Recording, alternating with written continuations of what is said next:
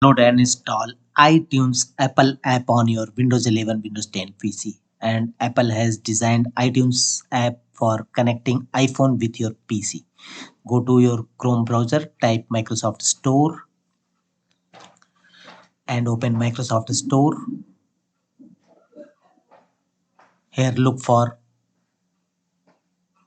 iTunes app. You may proceed through Microsoft Store app, iTunes and Microsoft Store app, search box and click on first result as appear iTunes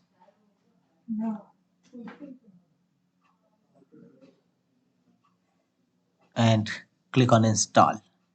It will bring you Microsoft Store page, app page, and here finally click on get button to downloading and installing iTunes Apple app in your Windows 11, Windows 10 PC for connecting any of iPhone, and you can easily operate your iPhone through your Windows PC.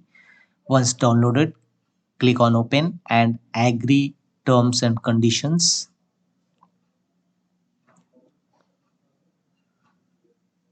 and finally welcome a screen of iTunes app will appear on your screen. Again choose agree and connect your iPhone with data cable with your PC.